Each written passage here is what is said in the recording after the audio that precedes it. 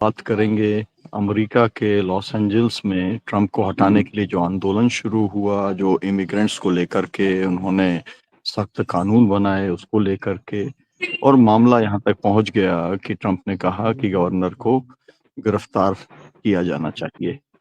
6 तारीख को पूरा मसला शुरू हुआ और बात बढ़ते बढ़ते आज 10 तारीख है और बात यहाँ तक पहुंच गई कि तमाम सारे लोगों को गिरफ्तार किया गया है। तमाम सारे लोग और तमाम सारे शहर जो है इस आंदोलन के समर्थन में उतर आए हैं। तो एक लॉस एंजल्स के समर्थन के अंदर न्यूयॉर्क से लेकर सैन फ्रांसिस्को से लेकर डलास से लेकर तमाम सारे शहरों के अंदर लोग उतर आए हैं और जो इमिग्रेंट्स को लेकर के जो पॉलिसी जो बनाए जा रहे हैं उसका विरोध करने का काम कर रहे हैं।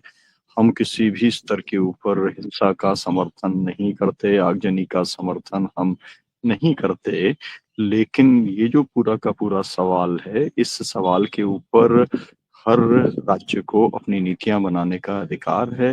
वो अधिकार छीना गया और ट्रंप ने अपने हाथ में लेकर एक तरफे फैसला करने का काम किया, जिसको चुनौती देने का काम स्टेट्स के द्वारा किया जा रहा है। आज इसी के बारे में हम लोग बातचीत करेंगे और हमारे साथ में हैं प्रोफेसर शिवाजी सरकार जी, हमारे साथ हैं डॉक्टर आफ्ताब कमाल पाशा जी, फिरोज मीठी बोरवाला जी और मोहम्मद खालिक साहब। मैं आग्रह करूंगा डॉक्टर आनंद प्रकाश तिवारी जी से कि वो इस प्रोग्राम को कंटिन्यू करेंगे, क्योंकि ये एक बहुत ही गंभीर मसला है। जो फेडरल स्ट्रक्चर है अगर उसको चुनौती दी जाती है और जिस तरीके का एक बैलेंस है समाज के अंदर, उसे जब छेड़ा जाता है तो किस तरीके के परिणाम हो सकते हैं। और आपने देखा है कि ट्रंप ने तमाम सारे जो फैसले किए उसको कोर्ट से भी जो है चुनौती मिल रही है। बहुत सारी चीजें टर्न डाउन कर दी गई हैं। दुनिया के अंदर तमाम सारे टैरिफ्स लागू किए थे, उन्हें भी उन्हें वापस लेना पड़ा है। तो बहुत ही एक दिलचस्प भी स्थिति बनी है, गंभीर भी स्थिति बनी है। इसका आज विश्लेषण करेंगे। मैं चाहूंगा कि डॉक्टर आनंद प्रकाश तिवारी इसे कंटिन्यू करें। Thank you. जी, तो हम शुरू में चलेंगे। हमारे पॉलिटिकल साइंस के प्रोफेसर हैं पंजाब यूनिवर्सिटी के मोहम्मद खालिद साहब। खालिद साहब संघात्मक व्यवस्था अमेरिका में भी है, संघात्मक व्यवस्था भारत में भी है। अगर हम तुलनात्मक दृष्टि से देखें तो एक जगह हम लंबा इंतजार करते हैं कि सरकार डेमोक्रेटिक तरीके से चुन के आई है, इसको मौका मिलना चाहिए। और एक अमेरिका है कि वहां पर संघ राज्य अपने अधिकारों के लिए इतना सचेत है कि अभी जुमा जुमा एक में अभी कितना दिन हुआ, लेकिन उनको लगा कि नहीं, उनके अधिकारों को चुनौती मिल रही है और उनके अधिकार पर ये बड़ा हनन हो रहा है, तो उठ खड़े हुए लोग। आप इस पूरे आंदोलन को आप किस तरीके से देखते हैं? जी तिवारी साहब, आपका बहुत बहुत शुक्रिया। सबसे पहले अपनी बात कहने से पहले मैं आज ही एक बहुत ही गंभीर वीडियो वायरल हुई है न्यूयॉर्क एयरपोर्ट से, जहां पर एक इंडियन बच्चे को लिटा करके पिन डाउन करके वहां की पुलिस उसको हथकड़ी लगा रही है और वो कह रहा है मैं पागल नहीं हूं और उसको वापस भेजा जा रहा है। वो एक वायरल है, उसको हम कंडेम करते हैं। ऐसे किसी भी एटीट्यूड को वहाँ की पुलिस द्वारा, वहाँ की आईसीई द्वारा, वहाँ के एडमिनिस्ट्रेशन द्वारा इंडियंस के साथ जो हो रहा है। अब मैं अपनी बात रखने से पहले एक दो चीजें और बताना चाहता हूँ कि ये जो सरकार सत्ता में आई है, यानी कि ट्रंप सरकार, ट्रंप एडमिनिस्ट्रेशन, वो इसी प्लैंक के ऊपर आई है, एंटी इमिग्रेशन।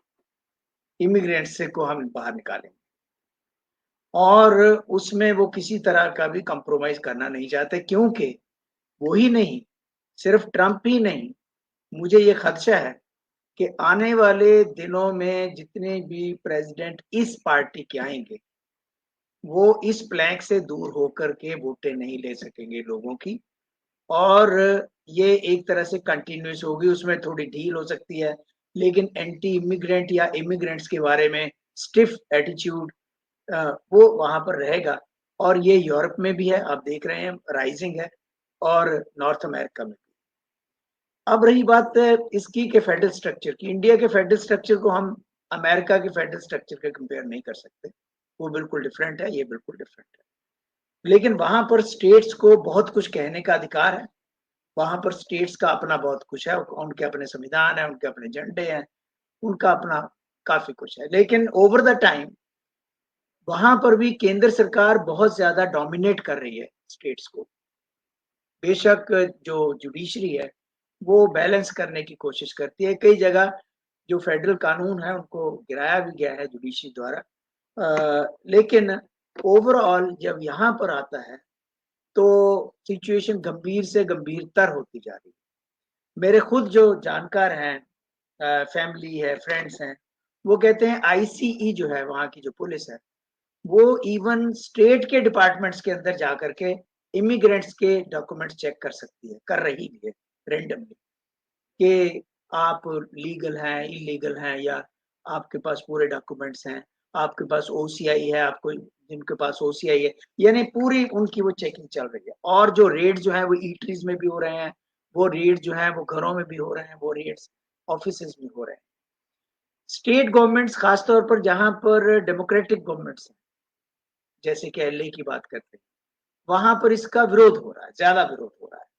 न्यूयॉर्क है, लॉस एंजल्स है, वहां पे ज्यादा विरोध है क्योंकि वहां पर सरकारें डेमोक्रेट्स की। डेमोक्रेट्स ऐसे एटीट्यूड को जो है वो बढ़ावा नहीं देती, पसंद नहीं करती। बाइडेन एडमिनिस्ट्रेशन का बिल्कुल डिफरेंट वो था, जिसकी वजह से सेंटर वर्सेस स्टेट का भी इंटरप्ले सामने आ रहा है, विरोधाभास सामने आ रहा है, और डेमोक्रेट वर्सेस रिपब्लिकन का भी सामने आ रहा है। और जो सेंट्रल फोर्सेस हैं या फेडरल फोर्सेस हैं, वो नेचुरली बात मानेंगी किसकी?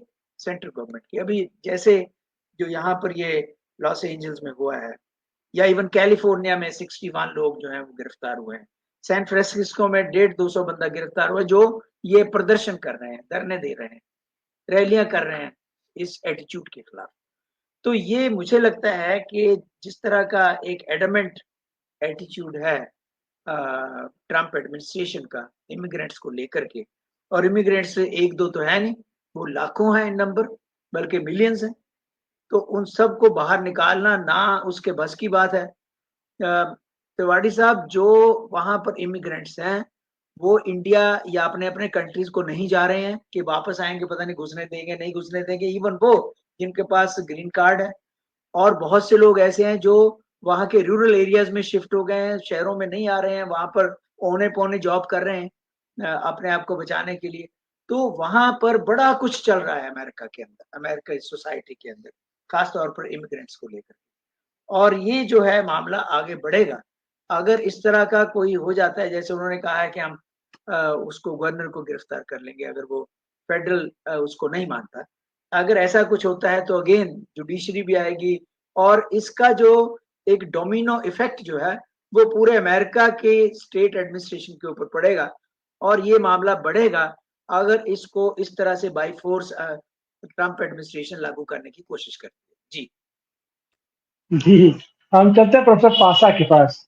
प्रोफेसर पासा जी, अमेरिका सबसे बड़ा लोकतंत्र अपने आप को कहता है और है भी, लेकिन वहाँ का राष्ट्रपति तानाशाह नहीं हो सकता है, एकाधिकारवादी नहीं हो सकता है। वहाँ का जो अपना फेडरल स्ट्रक्चर है, लेकिन पिछले दिनों जिस तरीके से पागलपन की हद तक जाकर के इन्होंने टेरिफ वार और पूरी दुनिया को हड़काने की कोशिश की, और खास करके अपने एक सहयोगी मित्र एक कारपोरेट के माध्यम से उसको लाभ पहुंचाने की बार बार कोशिश की, वो सहयोगी मित्र भी उनसे नाराज हो गया। तो अब जो उनकी ताकत जो कहा जाता है अमेरिका सबसे सुपर पावर है, वो पूरी दुनिया को लीड करता है, तो यह जो आंदोलन उनके उनके खिलाफ शुरू हो गया, और कहीं ना कहीं से मक्स ने भी जिस तरीके से उनको चुनौती दी थी कि अब आप यहाँ से हट जाइए, आपको राष्ट्रपति नहीं रहना है, और राष्ट्रपति हटाओ अभियान की घोषणा उन्होंने भी कर दी। तो इन सारे संदर्भों में इस आंदोलन को आप कैसे देखते हैं? अनम्यूट कीजिए। तिवारी जी धन्यवाद। ये बहुत ही महत्वपूर्ण विषय है जिस पर हम चर्चा करने जा रहे हैं। तो सबसे बड़ी बात यह है कि जब से ट्रम्प कैंपेन शुरू करे तो ये इमिग्रेशन इश्यू पे बहुत ही जगह भाषण दिए, बल्कि पूरे अमेरिका में जहां भी टूर करे वो, मैं एक 4-5 जगह उनका भाषण सुनने का मौका मिला। तो इतने भड़काव वाले स्पीचेस देते थे, मैं चौंक गया वहां का वो जो मोस्टली व्हाइट्स हैं उनका रेस्पॉन्स देख के। मतलब ट्रम्प को जो है हीरो की तरह वो वेलकम दे रहे थे और तालियां बजा रहे थे, और इतना जज्बा जोश था कि ये बहुत बड़ा कारनामा करने वाले हैं।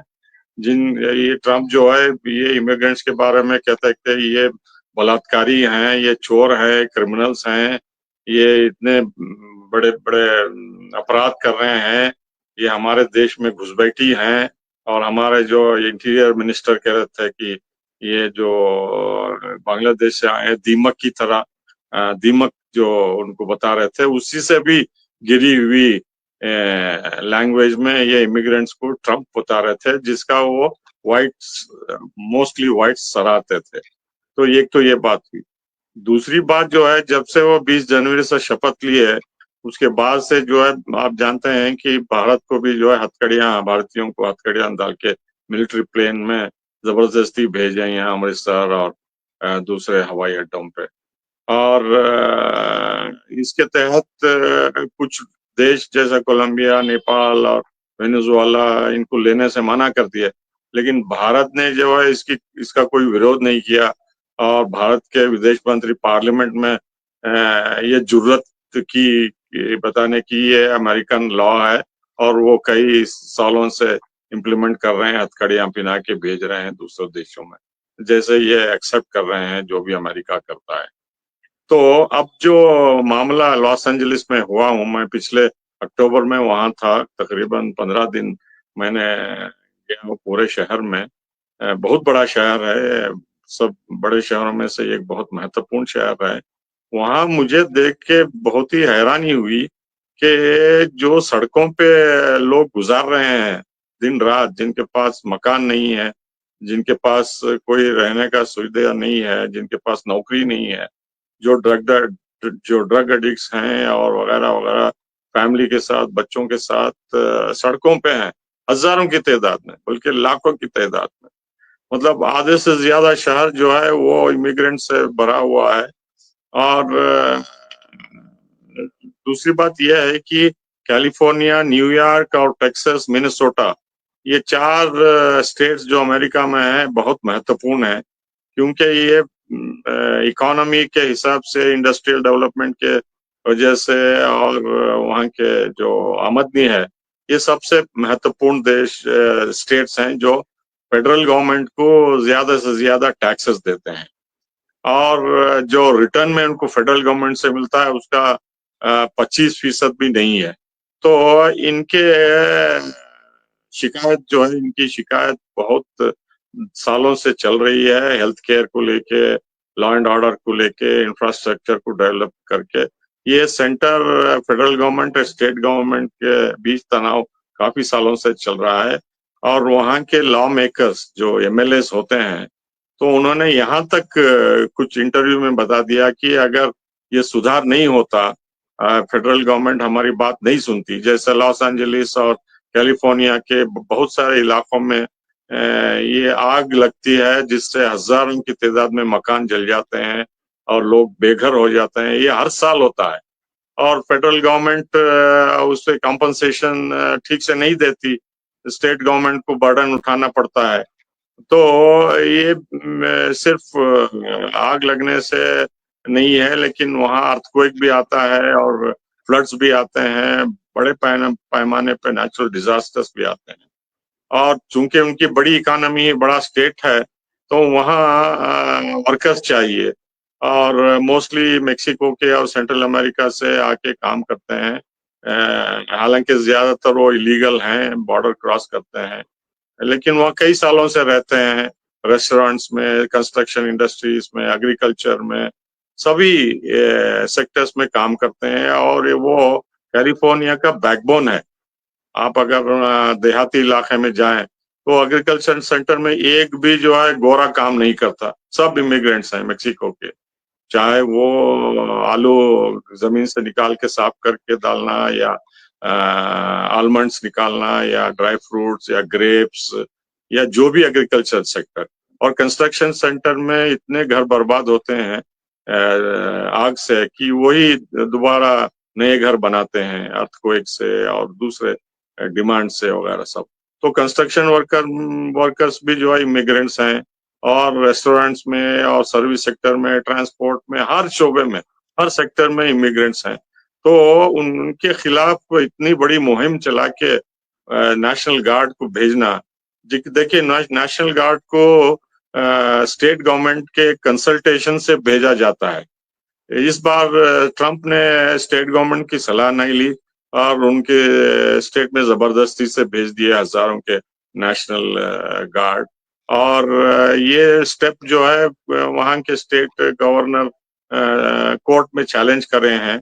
देखते हैं क्या होता है। लेकिन उससे महत्वपूर्ण बात यह है कि जो उन्होंने कहा कि ये नेशनल गार्ड भेज के ट्रंप जो है अथॉरिटेरियन टेंडेंसीज बता रहे हैं, डिक्टेटर की तरह फेडरल स्ट्रक्चर को कमजोर कर रहे हैं और हमारी सॉवरेनिटी को धक्का पहुंचा है।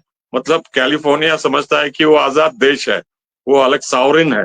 तो उनके देश में, उनके स्टेट में जो है ट्रंप ने फौज भेज के, नेशनल गार्ड भेज के बहुत बड़ा उल्लंघन किया, जैसा टेरिटोरियल इंटीग्रिटी को आंच आई या धक्का पहुंचा बोल के ये बोल रहे हैं। और वहां के एमएलए, जैसा कि मैं बताना चाहता था, कई बार इंटरव्यूज में उन्होंने कहा कि अगर यही तरीका रहा फेडरल गवर्नमेंट का, हमको अमेरिका के यूनियन से अलग होना है। यहाँ तक बात आगे बढ़ गई। न्यूयॉर्क के मेयर भी और गवर्नर भी कई बार उन्होंने इसके हिंट दिए हैं। टेक्सास का भी बाइडेन के जमाने में भी बाइडेन जो है नेशनल गार्ड भेजे वो तैनात करने के लिए बॉर्डर टेक्सास से मेक्सिको के लिए, क्योंकि टेक्सास में ये इमिग्रेंट वर्कर्स की बहुत सख्त जरूरत है सभी सेक्टर्स में। तो जब पाबंदी लगाई गई तो वो नाराज थे, वो गवर्नर वहां के नेशनल गार्ड लाने के लिए तैयार नहीं थे। तो ऐसी जो है वहाँ भावना या फीलिंग्स बढ़ती जा रही है कि हम टैक्सेस ज्यादा देते हैं और जबरदस्ती हम पे फेडरल लॉस थोपे जाते हैं और हमको अलग होना चाहिए बोल के। ये इंडिपेंडेंट टेंडेंसीज जो है इन 3-4 स्टेट्स में धीरे धीरे बढ़ती जा रही हैं। लेकिन सबसे शर्मनाक बात यह है कि लोगों को पकड़ के उनका टारगेट दिया गया है, पुलिस और फेडरल गार्ड्स को, होम गार्ड्स को, कि दिन में 300 पकड़ के आप बॉर्डर में प्लेन में बिठा के भेजिए।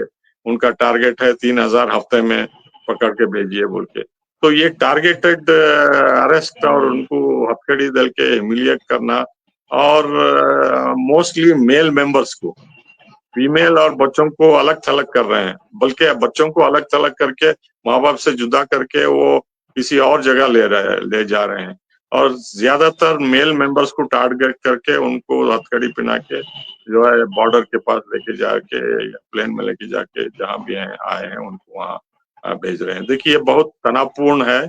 4 दिन से लगातार, बल्कि वहाँ मेरीन्स भेजे हैं।